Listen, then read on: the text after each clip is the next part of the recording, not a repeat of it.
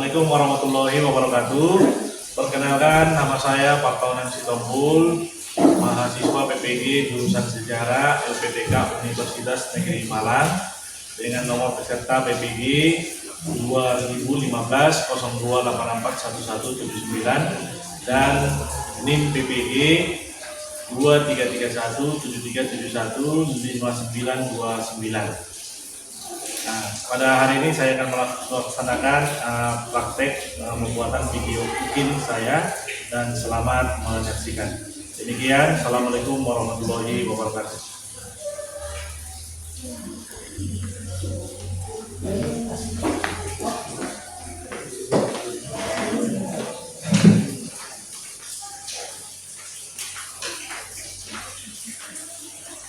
Selamat pagi semua. Pagi, Pak.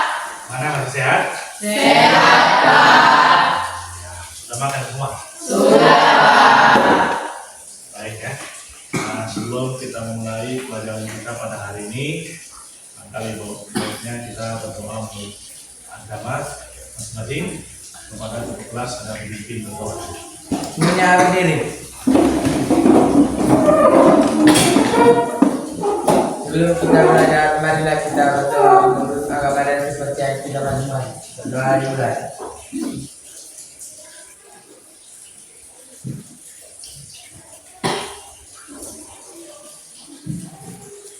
Berdoa selesai. Pada Bapak Guru kita beri salam. Selamat pagi. Baik, anak-anak sekalian, minggu yang lalu materi kita tentang apa? Lalu kita telah membahas kemarin tentang materi kita tentang zaman sejarah Indonesia.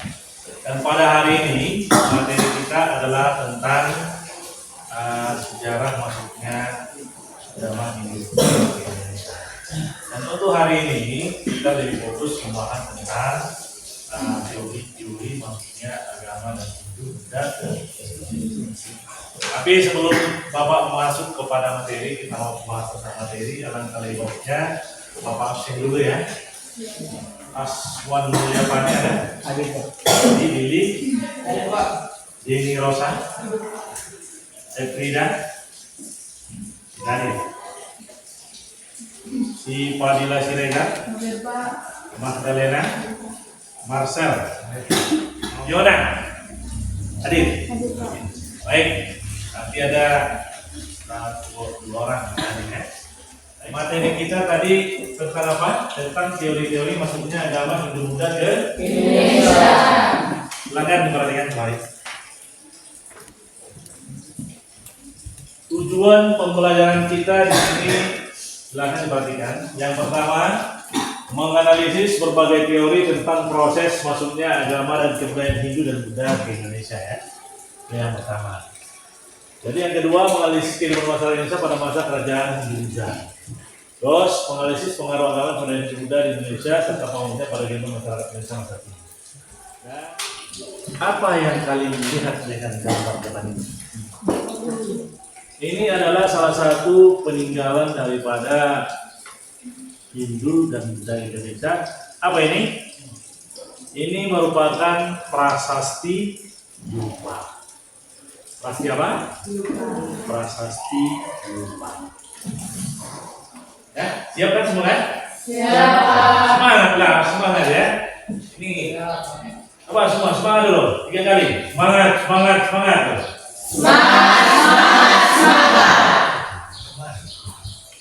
Baik. Oke.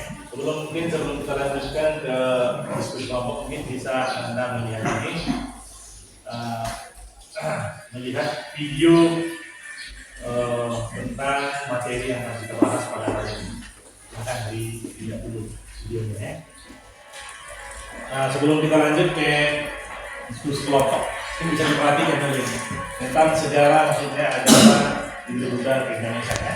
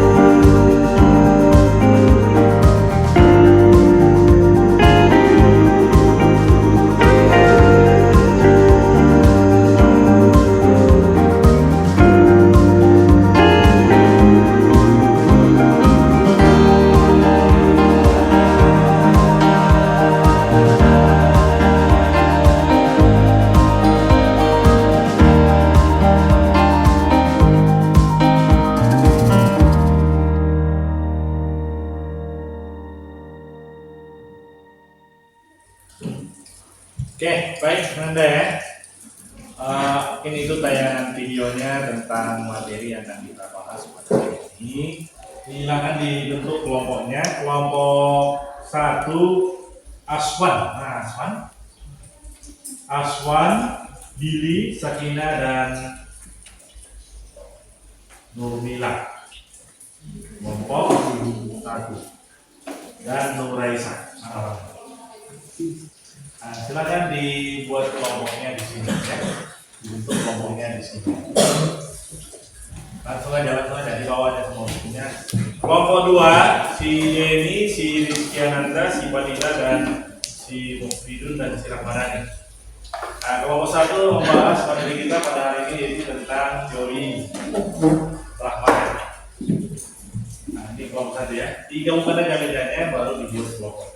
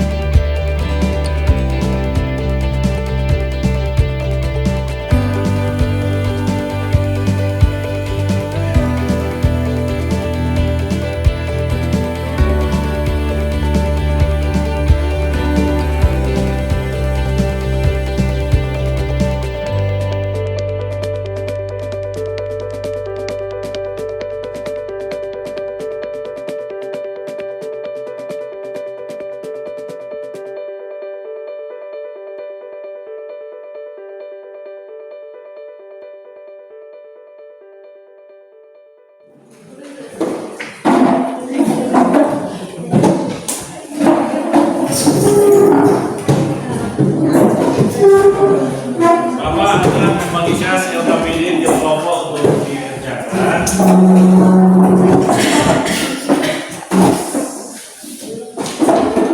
Sekarang dikerjakan LKPD-nya.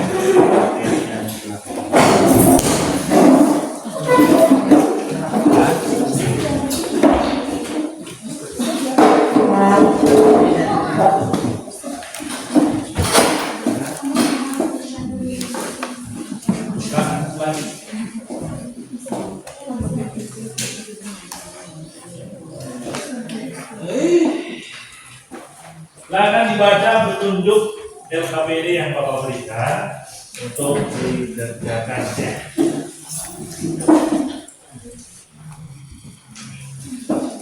Coba perhatikan semua LKPD-nya. Silakan Bapak berikan. Gambar kerja peserta didik. Nah, yang pertama di situ mata pelajarannya sejarah, kelompoknya buat kelompok berapa, terus kelas berapa, buat kelas 10 CP ya. Terus anggotanya 1, 2, 3 anggotanya. Terus tujuan pembelajaran kita kan ada 2 di situ. Terus langkah kerjanya. Silakan duduk berkelompok, kemudian bacalah bahan ajar yang ada pada kelompokmu masing-masing. Tidaklah masalah yang telah dikembangkan guru apapun masalah. Coba analisis teori-teori maksudnya agama Hindu Buddha ke Indonesia. Yang pertama teori Brahmana, kelompok 1. Mana kelompok 1? Teori Brahmana. Yang kedua teori Waisa. Mana kelompok 2? Teori Waisa. Yang ketiga teori kesatria, kelompok 3 mana? Berarti kelompok 3 berarti. Ya, kelompok 2 tadi mana? Teori Waisa mana? Berarti kelompok 1, 2, 3. Lalu kelompok 4 teori sutra mana? Kelompok 4 dan kelompok 5 teori arus balik. Topik permasalahan, analisislah teori-teori maksudnya agama Hindu Buddha ke Indonesia. Terus nanti yang kalian kerjakan situ sesuai dengan ada bawa bukunya semua kan? Ada bukunya dan boleh dia dari sumber yang bolehkan. Yang kalian kerjakan buat dia apa itu? Dia KPD-nya kan ada ini, buatlah misalnya di sini tentang sejarahnya, terus kelebihan dan kekurangan setiap teori dan tokoh-tokoh dalam teori. Silakan, mungkin sampai sini ada yang bertanyakan? Nah, kalau tidak ada silakan dikerjakan. Kalau berikan waktu ke depan, nanti akan kita presentasikan ke depan ya.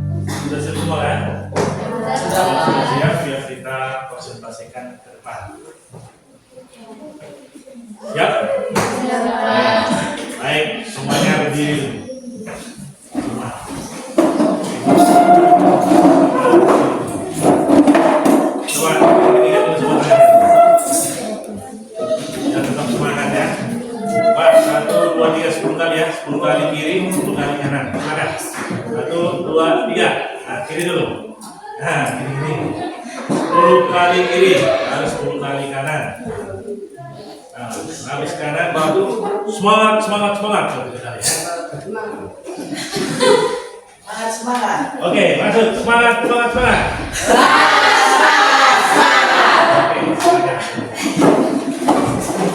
Sekarang kita presentasi diskusi kelompok ke depan. Kelompok 1 maju, nanti pembandingnya kelompok 2 begitu juga selanjutnya. Bagaimana kelompok 1 sudah bisa dipaparkan hasil diskusinya ke depan? Silakan maju kelompok 1 4 ya. Nanti pembanding kelompok 1 adalah kelompok 2 ya. Silakan maju kelompok 2. Assalamualaikum warahmatullahi wabarakatuh.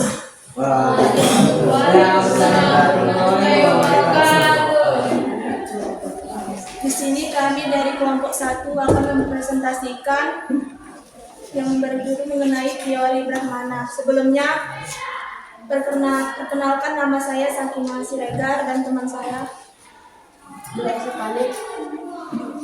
Di sini saya akan membacakan sejarah tentang teori Brahmana. Silakan yang lain. Teori Brahmana dikemukakan oleh J.C. Van Leeuw. Isi teori ini menyatakan bahwa masuknya agama dan kebudayaan Hindu ke Indonesia dibawa oleh kaum Brahmana, yakni golongan yang menguasai ajaran, adat, pengetahuan, dan keagamaan Hindu. Kelebihan teori Brahmana. Salah satu kelebihan dari teori Brahmana adalah kaum Brahmana merupakan golongan yang paling tahu dari paham terkait dengan agama. Kesimpulan dari teori Brahmana. Teori Brahmana menyatakan bahwa agama Hindu dan Buddha masuk ke Indonesia dibawa oleh kaum Brahmana pendeta yang diundang para penguasa di Indonesia. Teori ini didukung oleh J.C. Van Leeuw.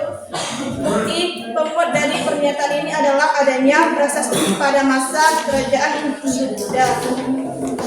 Sekian dari presentasi kami. Jika ada yang bertanya tentang itu silakan. Ya, oke, demikian presentasi dari kelompok 1. Nah, silakan kelompok 2 sebagai pembantu untuk kelompok 1 ada pertanyaan. Siapa? Ada? Kenalkan nama saya Mufri Siregar. Saya ingin bertanya, siapa tokoh-tokoh dalam teori Brahmana? Tulis ya. Siapa tokoh dalam teori Brahmana? Ada lagi?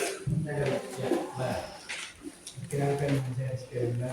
Kuat suaranya. Perkenalkan nama saya Rizky Randa. Saya ingin bertanya kepada kelompok 1. Apa kesimpulan teori Brahmana? Kedai teori ini, apa kesimpulan teori Brahmana? Nah, silakan. Ada lagi? Ya, itu. Lagi. Kenalkan, nama saya Rizky Rambungan. Saya ingin bertanya kelompok 1, apa yang menjadi kelemahan teori Brahmana? Terima kasih atas pertanyaan dari kelompok 3 dan kelompok 5. Di sini kami akan menjawab pertanyaan dari kelompok 3. Maaf, kelompok 2.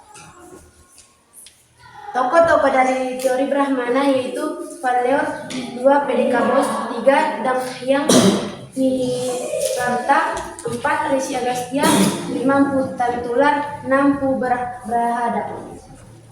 Apakah jawabannya bisa diterima? Ya. Ada lagi masukan? Tidak. Kalau tidak ada, silakan ditutup lah untuk kelompok 1.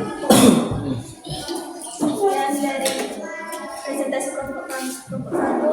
Wassalamualaikum warahmatullahi wabarakatuh. Tangan ya. Assalamualaikum warahmatullahi wabarakatuh. Kami dari kelompok 2 akan mempresentasikan hasil dari kerja kelompok kami yang berjudul Teori Kesatria. Sebelumnya kami ingin memperkenalkan diri kami. Nama saya Fadila Siregar. Perkenalkan nama saya Ramadan Siregar. Perkenalkan nama saya Nurdin Surirat. Saya sendiri dari Kasar Umara seperti Nama saya Rizky Nandang. Sejarah teori kesatria. Teori kesatria adalah teori masuknya ajaran agama dan kebudayaan Hindu-Buddha yang digagas oleh Cornelis Christian Huber yang didukung oleh Mones dan Cornelis Christian Huber.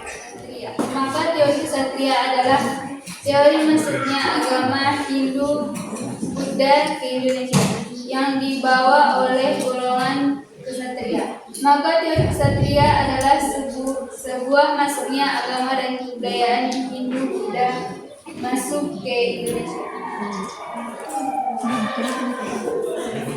Demikian hasil dari presentasi kami. Jika ada yang ingin bertanya, Silakan, ada yang mau ditanyakan kelompok berapa?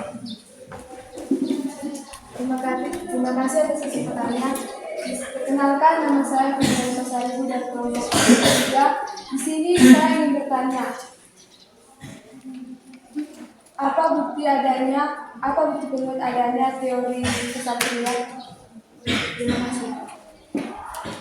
demikian hasil presentasi kami. Jika ada yang salah, kami minta maaf. Assalamualaikum warahmatullahi wabarakatuh.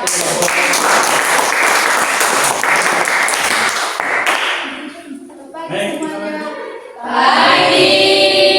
Di sini kami dari kelompok 3 akan mempresentasikan hasil kelompok kami. Sebelumnya perkenalkan, nama saya Fernanda Saribu sebagai moderator.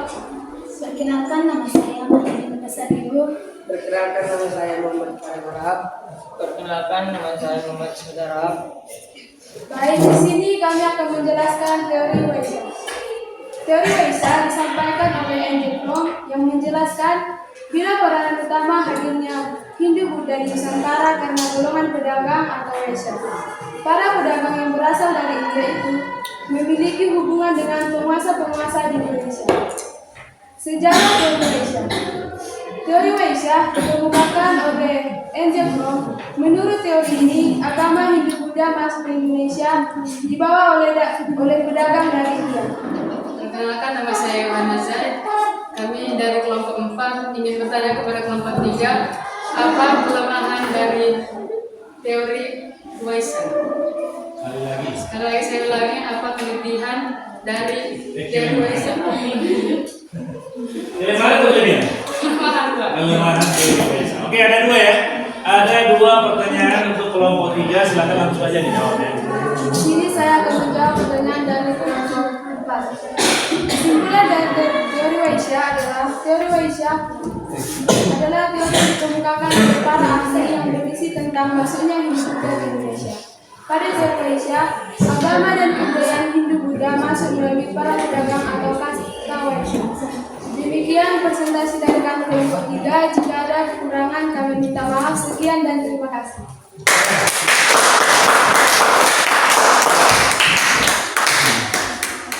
Selamat pagi. Selamat pagi semuanya. Di sini kami kelompok 4 ingin mempresentasikan hasil kelompok kami yang berisi tentang teori sudra. Perkenalkan, saya Yohana Zaid. Saya Sinta Dalukunik. Saya Nada. Di sini kami akan membahas tentang teori sudra. Yang pertama yang akan dijelaskan oleh teman saya Nada tentang sejarah teori sudra. Sejarah jalur sutra. Dalam perjalanan jalur sutra sendiri disebabkan rutinitas terbesar kalangan Tiongkok. Pada masa itu adalah sutra, sehingga tercetuslah sebuah jalur sutra. Jalur sutra pertama kali dikembangkan di masa dinasti pada abad kedua sebelum Masehi atau disingkat SM. Demikian hasil presentasi kami. Jika ada di antara teman-teman yang ingin bertanya, kami persilakan. Saya ingin bertanya kepada kelompok 4, apa kelemahan dan kelebihan teori sutra? Satu lagi. Baik, kami akan menjawab dari kelompok 5. Tokoh pencetus teori sudra yaitu Gottfried Henry Howard von Weber. Apakah jawaban kami bisa diterima? Oke. Ada lagi yang lain mau memberikan masukan? Pas. Kalau tidak ada, silakan ditutup. tutup ya. Sekian presentasi kami. Jika ada kesalahan, kami mohon maaf. Selamat siang semuanya. Ya, sebelum memberikan masukan apa penguatan untuk tiap-tiap materi kita pada hari ini, ada baiknya kepada anda semua silakan dirapikan dulu kemudian tadi biar kita lanjutkannya. Apa rasa mungkin kita tadi sudah cerita dengan lebar membahas tentang materi kita mulai dari teori, ada 5 teori ya. Sekarang coba perhatikan di depan. Yang pertama, yang tadi kan kita membahas tentang teori maksudnya Hindu Buddha ke Indonesia. Bah, ini dia kita bahas dulu. Nah, sini pernah dengar ini nenek moyangku orang pelaut. Gemar arungi luas samudra, menerjang ombak tiada takut, menyebut badai sudah biasa. Terus teori masuknya Hindu Buddha ke Indonesia, ada yang pertama teori Brahmana, ada teori Sutra, teori Kesatria, teori Waisa, dan teori Arus Balik. Inilah yang kita bahas tadi. Kita membahas teori Brahmana. Siapa yang mencetuskan teori Brahmana? Oleh J.C. Van Leeuwen. Teori Kesatria, siapa ini? C.C. Bart, Mukherjee, dan Z.L. Watts. Lanjutkan, yang ketiga teori Waisa. Siapa dia pencetusnya? N.G. Krom. Yang keempat teori Sutra. Siapa pencetusnya? Van Vellen. Teori ini menyatakan bahwa agama Hindu masuk ke Nusantara dibawa oleh kasta Sutra. Mereka datang ke Nusantara dengan tujuan mengubah kehidupan mereka karena di India mereka hanya hidup sebagai pekerja. Yang terakhir ada teori arus. Siapa itu? F. D. Kabok. Ini sejarahnya persebaran agama itu menurut ahli tidak hanya dilakukan satu arah. Pembawa agama Hindu dari India datang ke India. Sampai penyebaran agama Buddha itu ke Indonesia itu dikatakan sebagai pembaharu dari agama Hindu oleh Siddhartha Gautama. Nah, mungkin itulah dia tentang teori beberapa teori yang kita bahas pada hari ini. Tadi kita sudah diskusikan, sudah kita presentasikan, dan sudah memberikan penguatan bagaimana tentang teori. Mungkin sampai sini ada pertanyaan sama Pak? Iya. Mas? Kalau tidak ada pertanyaan, Bapak akan cukup. Tapi untuk melihat keberhasilan daripada materi kita pada hari ini Bapak akan membagikan beberapa soal untuk dikerjakan, untuk kita evaluasi. Sampai mana teman-teman dan Anda semua tentang materi ini. Silakan dikerjakan, nanti buat langsung jawabannya di belakangnya, di bawah ya. Terima kasih. Langsung dikerjakan.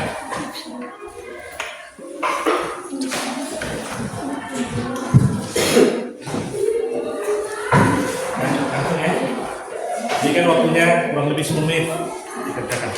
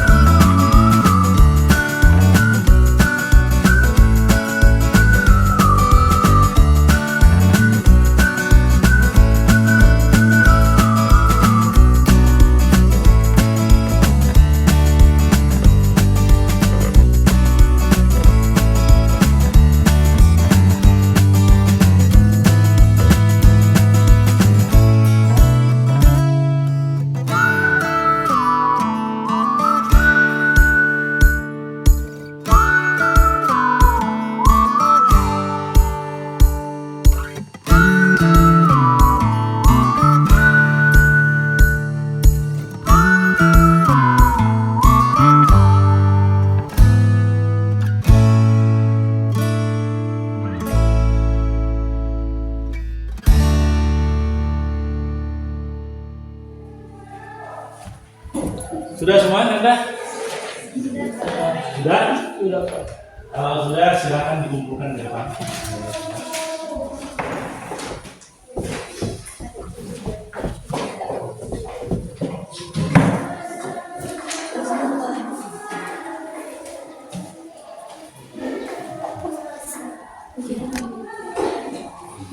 Baik, anak-anak semua. Mungkin ini nanti akan Bapak periksa dan Bapak sampaikan nanti nilainya semuanya semua. Mungkin terima kasih untuk pertemuan saya kita hari ini.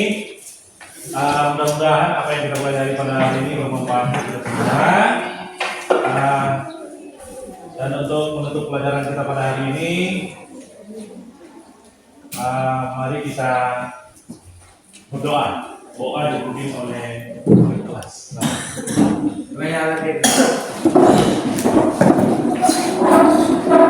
Mengakhiri ada pelajaran pada hari ini, alangkah baiknya kita berdoa. Doa dimulai.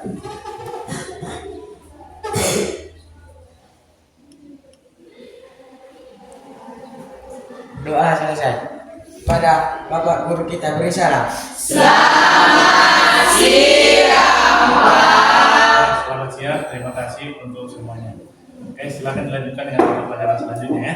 Iya. Assalamualaikum warahmatullahi wabarakatuh.